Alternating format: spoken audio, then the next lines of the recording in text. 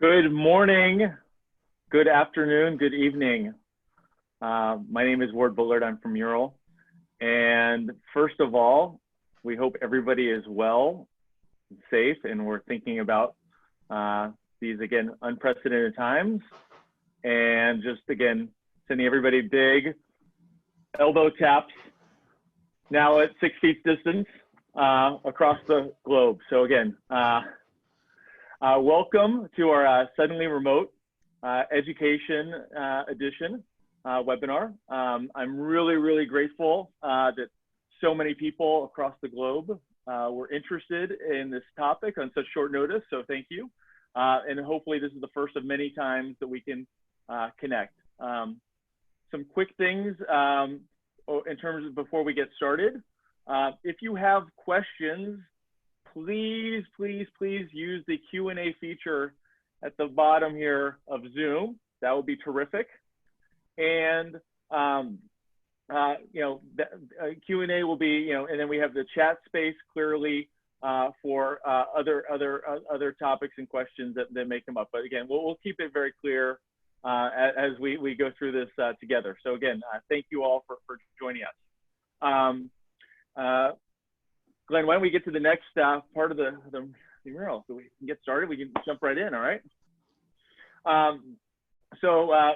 Hopefully you won't be spending too much time seeing at least my face, but again, I'm Ward, and I'm a proud user of Mural for many years, and recently joined to lead up our education, nonprofit, and government efforts. I will be serving as the MC for today's webinar.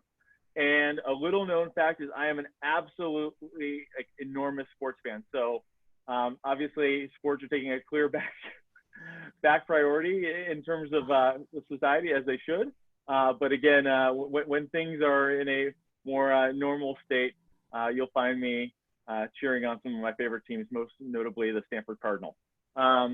We've got here Glenn Fajardo, and Glenn, I'll introduce him here in a second, but Glenn's little known fact is Fajardo can be translated to meat patty or empanada. So when Glenn and I are finding time to dine, we like to think about some Fajardos. And last but not least, making us all work seamlessly behind the scenes, the fantastic Mary Haling. Mary is making sure that all aspects of this webinar work efficiently. She is our events and community manager for Mural. And I literally thought the icon that she pulled in was reflective of American Ninja Warrior, but I'm told it is about backstage production.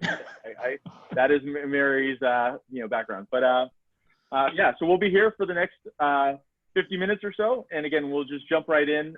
Again, we see it's great to have over 200 plus participants here for this session, but we're going to do a little different. This is, not your average webinar. We're in the safe space of educators. And one of the ways we like to kind of get things going is with a STOKE.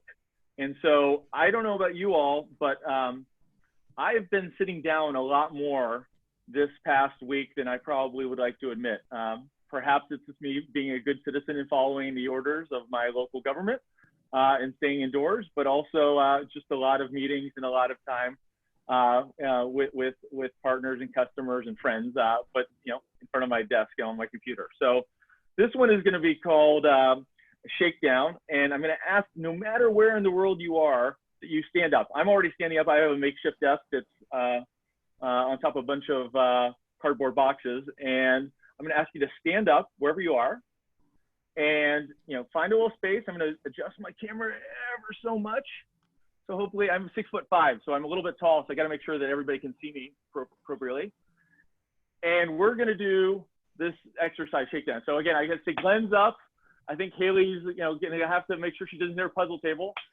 But shakedown, like many of the Stokes we do, is a great way to boost our energy, get a little personal, and nurture a little camaraderie. So again, I'm hoping you can join me in that venture. So you can start, by stretching out, make sure you've got enough space here. You don't hit anything. I don't want any injuries. We were trying to avoid visiting our first responders and medical professionals at this time. So we want to really create the safe space. And we're going to start off slow. Shakedown can start at any random number, but I'm going to start with the number 5 today. So again, get ready. All right. So we're going to get our right hand down. We're going to go 1, 2, 3, 4, 5. We're going to get our left hand 1, 2, 3, 4, 5. We get our right foot 1, 2, 3, 4, 5. We're going to get our left foot 1, 2, 3, 4, 5. Okay. We'll go a little faster here. Now we'll go one number shorter. 1, 2, 3, 4. 1, 2, 3, 4. 1, 2, 3, 4. 1, 2, 3, 4. All right. Now let's go fast. We're going to go all the way through until we get to 1. So be ready, guys. 1, 2, 3. 1, 2, 3. 1, 2, 3. 1, 2, 3. 1, 2. 1, 2. 1, 2. 1, 2. 1, 1. 1, 1. Yeah! All right. Woo! I'm charged up. This webinar is already turning up awesome. So with that, please find safety and comfort in your chair. And hopefully you have a glass of water. Sip, you know, because that was some certain activity points for me in terms of my Apple Watch today. And I'm going to turn it over and properly introduce my friend in D-School, co-conspirator Glenn Fajardo. Glenn, when he is not over at the D-School doing some amazing work in a course called Design Across Borders, he is consultant helping organizations, educators around really, you know, best practices and tips for remote collaboration and really with the learning context. And so I was really grateful that, you know, on such short notice and obviously in these times, Glenn is able to carve out some of his availability to join us today. So Glenn, welcome. Thank you. Thanks, Ward. And, and before Glenn gets started, you know, to my educator friends out there, if you've been a long-time user of Mural and you are, you know, a sophisticated, savvy, you know, operator, this webinar is probably not going to be for you. So I want to save you time, my friends, and we will come back to you with some more content. But if this is, you know, your second, third, fourth year, I've been, again, using Mural as an educator for 5 years, maybe not the best place to be, but again, we'll follow up with you. But again, you know, Glenn, thank you for helping all of us that are in this suddenly remote context, and I'm going to turn it over to you to lead the way, sir. Okay, awesome. Thanks so much, Ward. So yeah, and for those who are more experienced too, I'd also add, if you're certainly welcome to join us. And one thing I've been thinking about lately is kind of how to build community during these times, and like for how to link together people who have who are really new to teaching online to people who have more experience. So that's something to kind of think about. But I just wanted to start by thanking everyone here and all the educators, and I'd like to thank you for what you're doing. We really appreciate your service, because as a teacher myself, I think about it as in terms of service, and during these unprecedented times, I think the role of educators is absolutely critical. So during this time, let's lean on each other and be generous with our knowledge. Let's kind of share what we know, and let's approach today's unprecedented challenges with courage and curiosity. So what we're going to do today is we're gonna start with instead of doing a sort of show and tell, we're gonna show first, and then we'll kind of tell more later. For the first 15 minutes or so, we're gonna walk through a miniature class experience of what using Mural could look like. Actually, not just using Mural, but like conducting a class online with a combination of tools, Mural being one of them, and then we're on Zoom as well today. And then we'll demo that and kind of pick apart like what's going on and like how to teach online, or like what are different ways of teaching online. So with that, I'd like to go ahead to start our class experience. And we have several students with us today, and I'd like to ask our students to turn their cameras on so that we can see you guys. And I'll go ahead and zoom in here on Emily. So we have Emily, who is who teaches at NYU Shanghai, although she's stranded right now in San Diego, but she's kind of double stranded. It's a long story, like but thank you, Emily, for being with us today. We have Ward, fabulous sports fan. And actually, I realized I should be talking to Ward about sports because I'm also a very avid sports fan, and we should do that. We have Haley, who is joining us, and Haley is just an awesome, wonderful person that I've had the great opportunity to work with, and she'll be one of our students as well. And then we have Jeff. So Jeff, I think, is joining us from Berkeley. So thanks, guys, for joining us. So we're going to start with a warm up. So we did a STOKE for like the entire webinar, but I want to show kind of like how a warm up can work with a class and how you get students kind of, people are coming in and there's a lot of things on their mind, and how to get people kind of sort of together and focused in kind of a fun way. So what we're going to do is we're going to play a game called Name Tag. And so this is totally new to Emily and Haley. So they're like, what's going on here? Okay, so here's how it works. And I'd like to ask the students to unmute your microphones because you'll need to chime in. So the person, okay, so there's somebody who's it, we're playing the game of tag, and then whoever's it tags someone else by saying their name out loud. And then when that person gets tagged, they receive the tag by going, woo, to acknowledge that they got tagged. So if I get tagged, I'll go, woo. So, and then, so we just kind of tag each other. So I'm going to tag Ward. Woo! And Ward tags somebody else. Emily. Woo! Haley. Woo! Glenn. Woo! Okay, so that is an example of kind of a warm-up exercise where we're getting people kind of together into the mood, say each other's names, get people moving, and it kind of starts to bring sort of focus and energy from the very start of our class.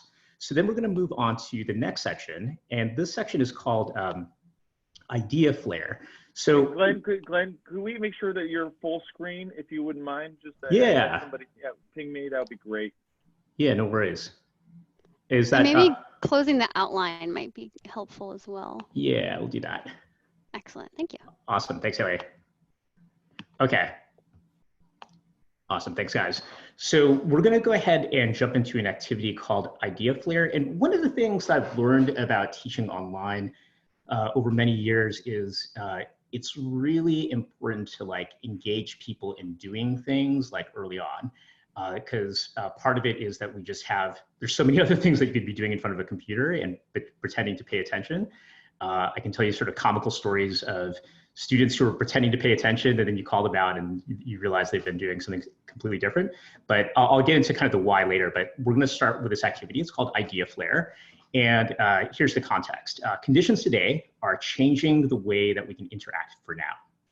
Is there something that you feel like you're missing out on with this class in terms of how you interact with your classmates? And so I want our students to think of at least five different ways that you could fill in this blank. I wish we could blank together. So go ahead, Emily, Haley, Ward, Jeff, and fill out use. So as they're filling things out, I'll just mention, like, again, we're getting students right away into kind of thinking and interacting. And another subtle part of this too is because we're doing it in a very visible way, we can see how people are participating. And then also people are able to kind of look at each other's ideas as well and kind of get inspired from what other people say. So we're in a space where people are participating, everything is visible. The students also have autonomy to kind of move around in a space. So that is going to be a really important thing as well, which we'll talk about more. So awesome things coming in, like love the pop shot. That's great. Yelling out loud. This is great. So normally I would give a little bit more time than this, but we're going to run this exercise and fast forward. Plus we have like super high achieving grade AAA students in our class. So we'll cut time for now.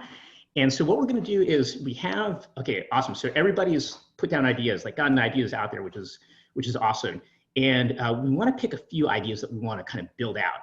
And so what we're going to do is we're going to do a quick voting session, and we're going to ask our students to kind of vote on like look around the ideas that have been put on the board and on the mural canvas, and what are things that like really stick out to you. So we're going to run a voting session, and you guys are going to have 4 votes, and then just vote for the things where you're like, hey, I want to see like what this could look like.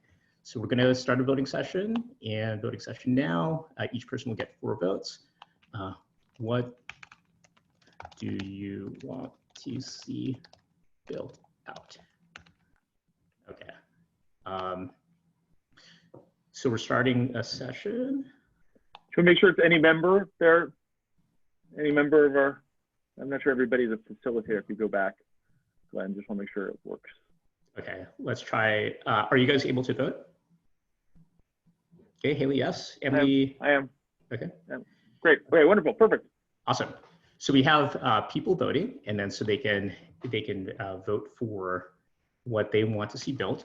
And I would normally give people more time to vote, but we're going to run this in fast forward. So if you guys can maybe do your votes in the next 30 seconds or so. And so part of what we're doing with voting is we also want to give our students some sense of agency over kind of what's happening and kind of a say in what's going on. It doesn't mean that everybody gets their way, but it does mean that everybody's kind of, everybody's having a chance to kind of voice their ideas and their opinions in different kinds of ways to kind of help shape what's going on. So I'm going to cut off the voting in about 10 seconds, guys. So get your votes in now.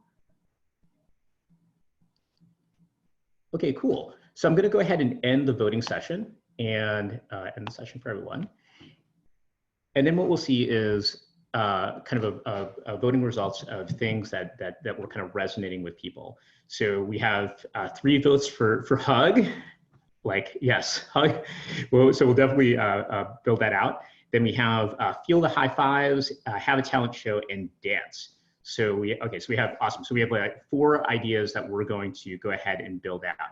So again, so the principle here is involving the students in some kind of decision making so that they're helping to shape what's going on. So we'll go ahead and what we're going to do is we're going to take these ideas and we're going to drag them over. I'm going to assign different ideas to different people. So we're going to give Emily is going to be hugs. Okay, and then we'll do, and so again, we have a space that people can work in, and I'm dragging over, feel the high fives. Awesome, okay. Let's do, this one I'm going to give to Ward, because I think Ward will do something cool with this. So we're kind of assigning different ideas to different people for them to kind of build it out and make it more tangible. Okay, dance. So Haley, you're going to get dance. Okay, and then the last one was have a talent show. Okay, cool. This one will be super fun. Okay, so we're involving people in kind of engaging in these ideas and where they're kind of building things out themselves. So if I were running this with a larger class, I would probably put people into smaller breakout rooms in Zoom, and then have people assigned to different parts of the mural canvas. And again, I want to kind of highlight this idea of you're on sort of a single space, in this case a mural canvas, where everybody can kind of see each other's ideas. So it allows people to kind of draw inspiration from other people. And it's also a subtle kind of accountability thing, because you can see when somebody's not participating as well. So there's all sorts of benefits to doing things that way. So what we're going to do is we're going to do a quick exercise called, I call it, I'm workshopping this name, which may not be a good name. It's called impossibility to I'm possibility. Get it? Impossibility, I'm possibility. And so so let's reimagine. So we have these things that we wish that we could do, but we're gonna kind of deconstruct them and kind of reconstruct them to see like what's possible within our current context. So let's reimagine. Let's think about like what's one thing about that experience that makes it cool to you. Like, what is it about it that's cool? And then based on that, think of 4 different ways that you could do to get at that cool bit under current conditions. So I'm going to ask all our students to go ahead and start creating ideas in your spaces, and then please feel free to get visual, use images and icons, feel free to use text, just kind of flesh out a few different ideas. So normally I would give a pretty good chunk of time for this activity, probably like about 5 minutes or so. But I'm going to give our super quadruple A students like 90 seconds to just flesh out a few ideas. So go ahead and do that.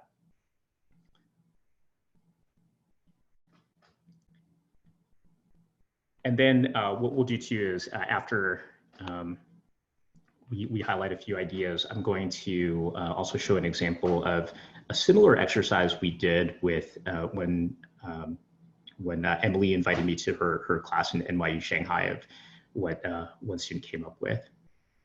So again, this is the idea of like we're engaging students in content in ways that they are not just sort of thinking about an issue in the abstract, but they're trying to kind of concretely grapple with the issue and make something tangible. And then what we'll do is we'll take those things that they built to kind of draw out like sort of insights and lessons and learnings, so that we're going from, this is kind of going from like concrete to abstract and making things tangible quickly. And the beauty of this is this is still stuff that you can do virtually. It doesn't, I think sometimes people think with online learning, like, oh, online learning, like if we have to go online learning, that means all we can do is like, you know, talk and give like, you know, 30-minute lectures with teachers talking on the internet. And I think that's a really big missed opportunity, because I think with the tools that are available today and using them in combination with each other, we can be extremely interactive in different ways and really do things like project-based learning, activity-based learning, things that are more based on people kind of doing things and then making sense of them. Okay, so I'm going to call time with our awesome students, and I'm going to have, let's see, I'm going to have Haley share out first, because I like to pick on Haley. Yeah. Haley, very quickly go through your 4 ideas. What do you got? Yeah, so I was going to add, it's cool because we get to share music taste and release some tension after a long day. So it'd be scheduling a meeting time for everyone to have a dance party, and it could even be something that's not called a dance party, but it's like you find out it is. You can make a shared Spotify playlist for everybody to contribute songs to this dance party, and then you could either have one person playing the music, or another idea was like doing it as a silent rave in a way where everyone has their own headphones, but they're in this shared space together. Okay, awesome, awesome. Thanks so much, Haley. And what was the thing that kind of made the dancing cool, like that you were riffing from? Yeah, I said I think what makes it cool, what makes dancing fun is it's sharing, like cross-sharing music with one another, I guess, and then being able to have a time and space after a long day at work or in classes or something to release some tension, and like, you know, like we did the shakeout, move your muscles. Okay, awesome. Thanks so much, Haley. Let's see. Let's do one more. Let's do Emily, actually. Emily, what is this? When you said hugs, I was like, oh no, because I have no idea what we're going to do. So what I did was I focused on what are the emotional and sensory feelings of what we love about hugs. And so so many of my students right now are, you know, they're now at home in their childhood home. They haven't been home in years. And so in our childhood home, probably we have access to some sort of teddy bear.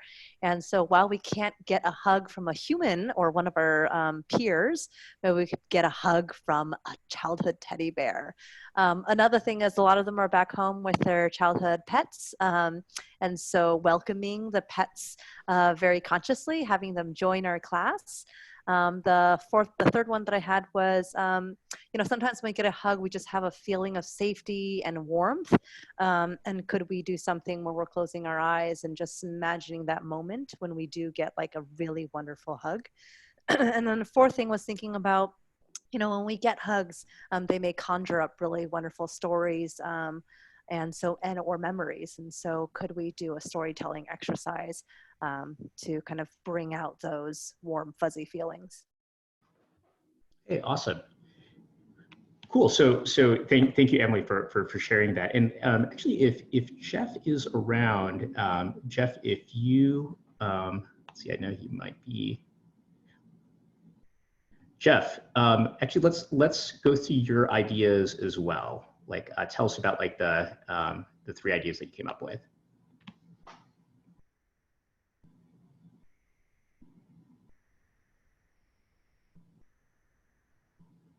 Okay, so So this happens sometimes during online learning. So I think the important thing is like when students are having connection problems, you want to design learning experiences where if somebody is like has a blip in connection, that it doesn't kind of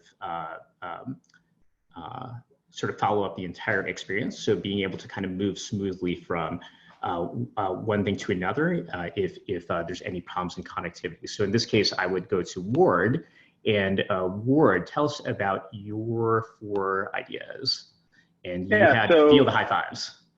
Feel the high five. So on my end, you know, I thought about it like in the context of like that human touch to celebrate, which is again something that I obviously have historically enjoyed in terms of the power of the high five. So the first idea was, is there a way that when we have hands together virtually right now, how can we think about making some sort of a spark? And so I pulled this, I found a nifty icon already in Mural, and I was like, yeah, like that's it. That spark, the idea that there's an electricity that comes through it that we could deliver. And so if I were to put my hand up on the webcam, that's something on everybody's experience, we could suddenly like get a little like flash, like high five, you know, some sort of, you know, fun like comic book icon call out. The next idea was, how do we build high fives into places that people are still naturally connecting? So like to me, there's obviously been a surge of people having a little bit more free time on their hands or being kind of isolated. And so they've been playing a lot of video games. And so what would be the way in which we could in real time have that high five feeling? And when I've played games with my son, we high five in person, but like I've never actually found a way, and maybe it's because I'm not very good at video games these days, Glenn, to like high five in the game, like player to player. Like sometimes the computer kind of overrides it and maybe scripts it, but I can't find a way to like go up there. And again, that could be just that I'm too old now, despite my young complexion. Third was, I thought about, you know, this world of tapping that we're doing, and is there something, you know, that obviously a bunch of companies have played around with NFC for a whole host of purposes, payments, etc. Is there something in the like contactless like world that will be safe for everybody to, you know, again, engage and connect? Because obviously biometrics right now, I think people are pretty apprehensive to touching things unnecessarily. And finally is like the idea that when people are, especially in like a celebrity or, you know, politician, kind of big figures are showing us the way, can we have some beautiful artistic renderings of that to really bring it? So it's not just about the tactical, but it's also about like that there's something, you know, special about it. It almost becomes a piece of art. So anyway, those were my 4. Okay, awesome. Thanks so much, Ward. So again, what we're doing here is we're taking this where we're creating ways for students to engage with content where they're kind of actively making sense of it, and then they're able to sort of pull out like, oh, it's this thing about like the contactless thing with NFC, or I love the high five in the video game, and kind of reimagining like what that experience is like. And so students are engaging in a way that's like super concrete, that they're also actively applying ideas. Actually, if anything, they're creating first and then abstracting the ideas coming out of it. So we can create very engaging learning experiences where people are working on things and able to like look at each other's work and able to see each other's reactions as well, like when that's going on. So what I'd like to do is that will thank you, students, for you guys are awesome. Everyone gets an A today. So it's like A. Actually, A looks like this is like also the move for like shelter in place. So so there's some kind of weird nexus between shelter in place and getting an A. Okay, so I'd like to just kind of pull out a few concepts from this and that to highlight, and then we'll do Q&A. So the overarching principles I think that I'd like to highlight is, one is that virtual is what I say virtual is voluntary. What I mean by that is the power of exit is so high. Like you can just, if you want to opt out, if you want to like pretend that you're paying attention in class and then just be watching YouTube the whole time, it's so easy to do. So I've had people ask me like, how do we make students pay attention? How do we make people pay attention? And I think that's actually the wrong question to ask. I think the question is like, how how might we help students make something that they want to give attention to in online spaces? And so we really, really had to lean into like intrinsic motivation. And for those of you familiar with some of the research on this, there's sort of three big concepts.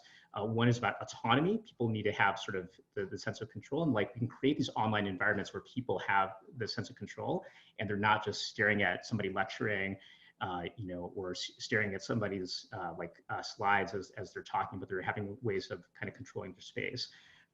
And we also have to appeal to confidence. People have to feel like they're creating something where they're making progress, and then really leaning into relatedness. Like, how can people feel like they're connecting on a human level? So that's kind of overarching principle one: virtual is voluntary. Second thing is multiple ways to interact. So I get a lot of questions about like, oh, how do you use Mural and Zoom together? And I'd encourage us to kind of take one step back from that to say like, why? Like, what is it that we're really trying to do? And I spent a lot of time thinking about this, and I recently wrote a Medium piece, which I'll share with you guys. I think what's going on is we are really trying to activate different learning styles. So there's like you know, people have like auditory learners, we have visual learners, we have reading and writing. We all learn kind of in multiple different ways. And to me, before you start talking about tools, think about like, what are the ways in which you want people to interact? And then we can talk about using multiple tools in combination with each other. So what we're doing today is this combination of Mural and Zoom. And like Mural is enabling certain things, Zoom is enabling certain things. And even within those tools, there are things I think that we don't sort of fully explore as much as we could. So with Zoom, like on any video call really, like how do you make eye contact with your students? Like, you know, so if I'm looking at my student like this, do they feel like I'm making eye contact with them? Probably not. Like, I need to look at the camera. It's like these are kind of the new digital skills. There's a lot of nuances around how people make human connection and how we do this in ways that people like feel like they're heard. Another thing about video is just being able to see people's facial expressions. That's really important. And I'm always like scanning around my classroom to kind of see like kind of where different people are in terms of like how they're feeling. Like learning to scan around like on a video call is something that a lot of people don't do, and it's actually and I think it's just a new thing. But then we'll find like some of my students get kind of freaked out where they're like, wait, like how did you know that I had a thought? Well, because I'm looking at your face. Like I can see like you clearly have a question on your mind. So, but as teachers, we have to kind of get used to certain things around our digital spaces where we remember, oh right, we can totally scan around the room if we want to. It works a little bit differently, but there's ways in which we can do that. And then finally, another point I would highlight is this idea of being able to shift attention in desirable ways. And in the Medium piece, I go into this a lot, but it's one of the really big problems I think with online learning is it's sort of plagued by monotony. So you either see somebody just like talking on ends, or you'll see like webinars where all you see is the slide. So we need ways in which we can shift our attention, because if you think about it, like just think about what is the view that you see every day. You're constantly shifting your attention. And if you want to understand like how this works, film editing is a really great way of understanding this. Because if you watch a movie, do you ever wonder like why movies work? Because they're constantly like flipping shots. What's really happening, and Walter Murch wrote a really great book on this, is basically film editing simulates how we see the world. And how we see the world is we're constantly shifting our attention in ways that we want to. And if we can create that experience online, it's a much more engaging experience. It ultimately feels more human. So again, there's yeah. And I just want to point out, I appreciate one of our participants, Michael. You know, he has a little bit of a hack that I think is useful in terms of that eye contact and engagement, where he actually uses a document camera and puts it in the middle of the screen, so people can see his eyes. And so again, you know, thank you, Michael, for sharing that. Tremendous, you know, I think, you know, again, and we're looking forward to sharing more of those remote teaching tips and shortcuts here as we connect more. So thank you for bringing that up. Awesome. Thanks and so a much, document, Michael. you maybe you know, a document camera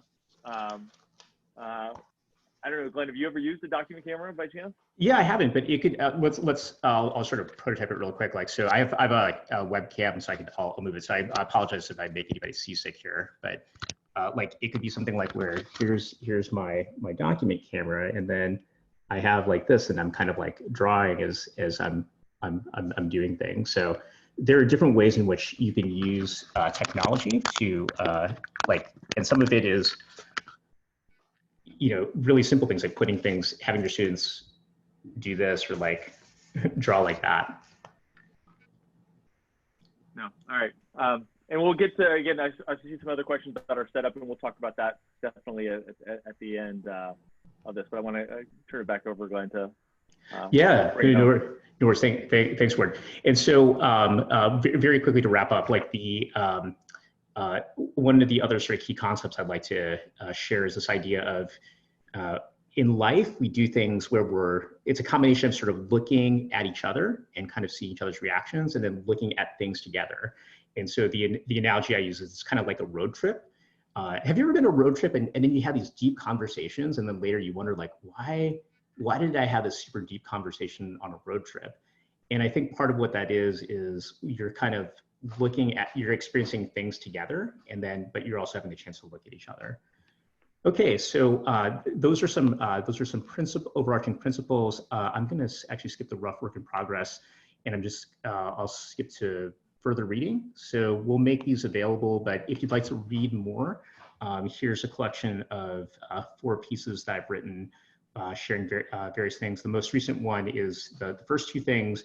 I wrote a Medium post for the Stanford D School called Making Virtual More Human, that kind of goes into the concepts that I touched on today and goes into them in a lot more depth. And then there's a companion piece where we show an example of what a learning experience can look like in practice. And then there's a couple other things. There's a piece I wrote called "Getting Closer at a Distance," about building a human connection when you're not in the same room. And then a piece about one of the classes I teach called Design Across Borders. And so that concludes the mini class and some of the principles. And we'd like to go ahead to Q&A. So Ward, like what any things that we want to pull? So again, thank you for this group being so super engaged. I mean, just truly appreciative of everybody's again questions, and I know that Mary, who has been fast and furiously attending to the questions that have been coming up in the chat, certainly want to make sure that we give her a little prop for all that. So let me just see if I'm following kind of protocol. Here's a good question. And we'll make sure we touch not only on some of the live questions, but thank you to those that submitted questions as part of your registration. So, the question from Jim Gramada: in your experience, how long would we expect students to acclimate to Zoom and integrate Mural into that forum? So Glenn, maybe you could talk about what your experience has been on that front. Thank you, Jim, for the question. Yeah, thank you, Jim, for the question. I don't really have like a set amount of time. I think it definitely takes some practice. And so, for example, like just being able to look around the room and kind of look at different things, kind of switching from different views. It takes a little bit of practice, but I think Zoom and Mural are kind of like, actually, let me share one thing here that I'll illustrate this with kind of an analogy. It's hold on one second. So I have this very random analogy for this.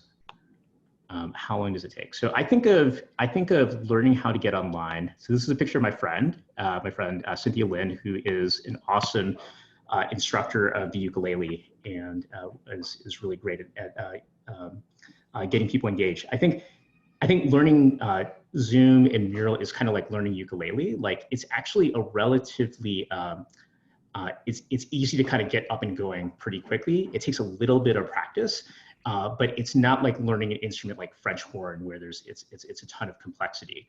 But you can do a lot of really fancy things on a ukulele, but you can get started very quickly. I think with both Zoom and Mural, I think the main thing is getting a little bit of practice, and then also having kind of a mindset of curiosity and just trying things out. And it can feel kind of frustrating sometimes at first, where it's like, oh, this feels kind of awkward.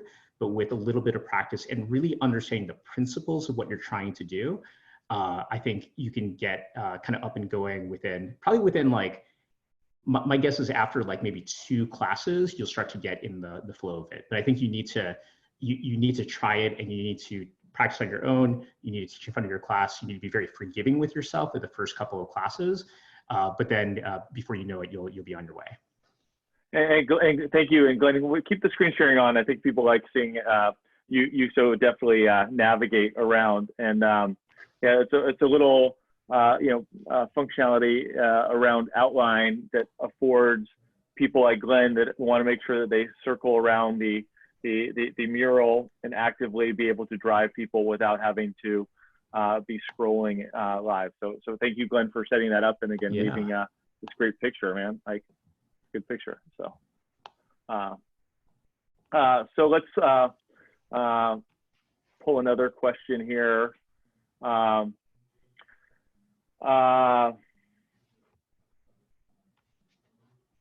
If you were Glenn, I'm going to just pull up here. One question. Glenn seems to suggest that if he had several teams, he will have them on the same canvas or mural. If teams are working on projects, would it make sense to create a room for each of their team projects and have them use their own mural? How do you? Yeah, that's a great question. So Mural allows you to have, like, you need to have people on a single canvas. You can split them up into separate rooms.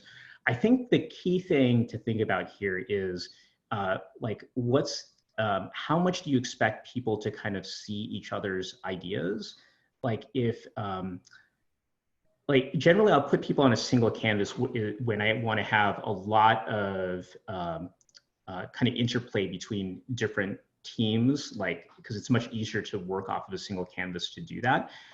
With what I use rooms for is more of a if a team is kind of working on an idea over time and you want to kind of give like a student team, like, sort of space where they have a little bit of privacy, in almost in a way, where you have a chance to kind of shape ideas without people seeing them, like that. I think that also helps.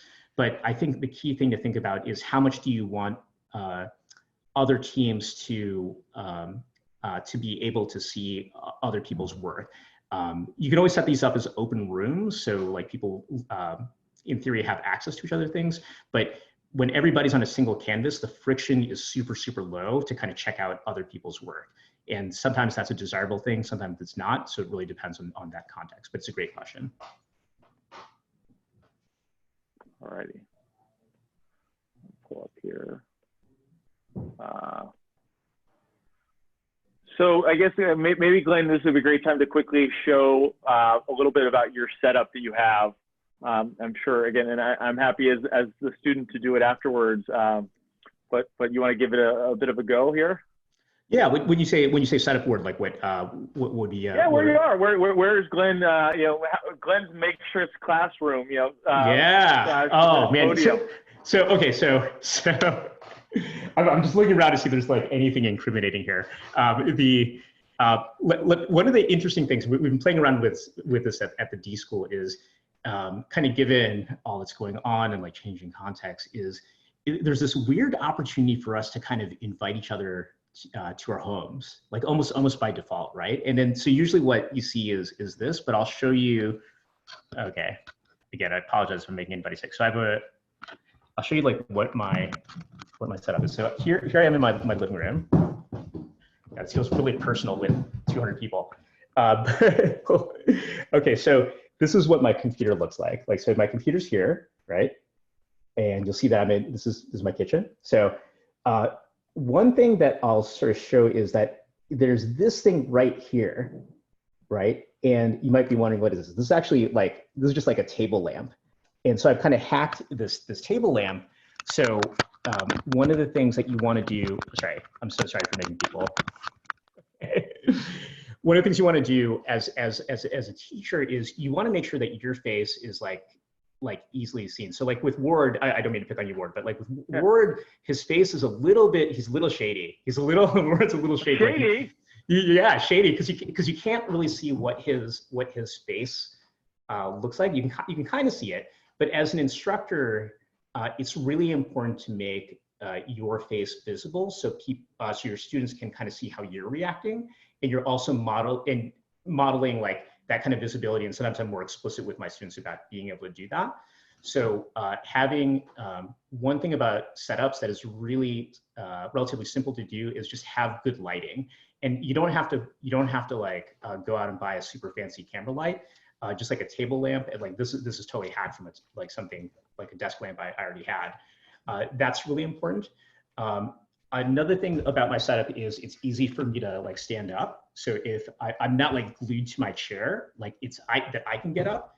And then I encourage my students to also be in places where I did not know Haley. I've been working with Haley I had no idea that she had a ring light. I do, yeah. I'm like breaking my desk trying to show this to you guys, and my fiance's like, "What are you doing?" But hi, Ryan. No, I'm good, thanks. But yeah, I do use a desk light because a lot of times I'm working early mornings or late. Yeah, it looks kind of strange if your face is hidden. Like you feel like it's very odd. So this one I got on Amazon for like $10, and it works quite well. Yeah. Apologies for the noise. No. It's actually there's very little noise actually. Oh, okay, good. And actually that's a good transition to thinking about making sure that you have a decent mic. So one of the reasons why I use a webcam, there's a variety of reasons, but like, and it's like a $50 webcam. It's not like, or $40 or $50 webcam. It's not that expensive. But it also has a much better mic than a lot of like headset mics. So sorry, Ward, I'm going to totally pick on you again. I'm sorry, using Ward as a punching bag here. I caution people against using kind of like, or being conscious about their wireless headsets. Wireless headsets tend to sound a little bit more kind of radio-like almost. But the more important principle here is know what you sound like maybe get feedback from somebody else on a call, like what do you sound like when you're on a call. And again, this does not mean spending like tons and tons of money. It's not being fancy. It's just kind of testing your stuff and knowing how you yourself are coming across to your students online I think is a really important thing. No, and Glenn, I'll make sure that you can beat me up all the time. Sorry. I'm playing the role of the student. So one thing to be cognizant of for everybody here, especially for those that are in various kinds of physical constraints, right? And with an uncertain period of time, so when we can go out and shop, is that many of the online retailers are dramatically short in the type of technology that we would, in an ideal circumstance, be looking to acquire. So you can go to various, again, web retailers and see that the lead time for some of these items is quite long because, again, there's obviously been a surge in demand. So I think one of the things to think about is where you can hopefully get access to resources that perhaps lying around in your neighborhood, in your community, that perhaps people are willing to share if you are, again, limited in mobility right now, and also appreciating the fact that you may be going live very soon with a class. And I did say, second of all, in terms of my own setup, I don't want Glenn to look like the only, so I'm probably really fulfilling the role of student in terms of what my setup is. So first of all, I am in my son's room. He's 12. He didn't make his bed. That's real life, right, for you. It's luckily not too messy. And then what I've done is, I promise you, I've had this box for months. I am actually short in some paper good products right now, so I wish this was actually full of items, but I'm gonna unplug my monitor, and this is my makeshift desk here. So here we go. And I've actually turned this old bouncy box into a piece of art. So I have pictures. Oh, sweet. So anyway, there's my daughter made a little program for a musical, which is likely, unfortunately, to be postponed. And then there are my swimming children. So anyway, Yeah. that's my setup that I wanted to, share with you. And so again, I think part of it is there's the ideal state, and then there's the state that we're in. So probably, depending on your, again, access points, and also the fact that you're trying to, promote for your students that they can do this perhaps with things that they can find at their own disposal right now. Yeah. My fiance is using Harry Potter books as his stand. And there are some really good resources out there that are free. So I'm actually putting one that's called takecontrolbooks.com, working from home temporarily. And that's a good downloadable PDF you can share with students and just look through yourself in terms of like setting up that successful remote environment. Yeah. So I want to be mindful of time. Thank you, Haley. Glenn, so maybe we can advance kind of to the, from a sharing standpoint, go to the next steps on the outline. That would be great. So a question that Mary's going to throw into the Zoom is going to be around a quick poll question. And this is a poll question specifically around educator office hours. So we've heard bits and pieces of feedback throughout both this webinar, but also beforehand, that educators would like to be able to perhaps ask some questions in a office hour, kind of a flipped classroom model of sorts. So if you could respond to that poll, that would be great. Before you leave, actually, I think it's mural.com/education. I apologize. If you could edit that, Glenn, in real time, it's mural.co/education. Again, I am really being a sloppy student today. So if you haven't already, please sign up for a free educator account. And we welcome you there, and we'll have, of course, more onboarding to do. But again, that is out there for the educational community. And thirdly, if again there is a demand, we're looking forward to having some office hours next week at time zones that are friendly across the globe, understanding that people are participating from APAC and Europe and the Middle East and Africa and North America and South America. So probably people out there, even from Antarctica. I actually had a call last night with somebody from Mongolia, and I was just so excited. I was like, I've never spoken to anybody, I believe, in my now, again, so slightly dated life from Mongolia. So again, we're here and want to make sure that we're helping you along in this journey. This is not a one-shot deal. So with that, I just want to thank everybody. We want to be really mindful of everybody's time. So we'd like to give back to you this time, and look forward to your ongoing engagement with us, but also more importantly as a community, looking forward to connecting with you. And for those, as the questions come in, we will be answering and responding to everybody's question, post this event. So again, thank you for those. And secondly, we will be sharing this specific mural with everybody out there so that we can, again, give you, again, a little bit of some of the stuff that happened behind the scenes, and not only the beauty that Glenn created, but some of the stuff that, was clearly in the kitchen. So we definitely want to be very transparent with all of you. Thank you again to our students, fellow students, Haley, yes. Jeff, and Emily. You were wonderful. And again, most notably, thank you to Mary, our host and technical producer. Thank you. And finally, again, many appreciations coming from me and everybody here at Mural, to Glenn for putting this together. Your thoughts and insights were tremendous, and looking forward to helping you as we, again, see the news from Stanford as well as many other institutions as they move to a completely remote environment for the upcoming not only weeks, but the remainder of the academic year, and more to come. So thank you, Glenn. Sure thing. Thank you, everyone. Thank you, Ward, for setting this up. Appreciate it. All right, with that, this concludes the webinar. Thank you, everybody.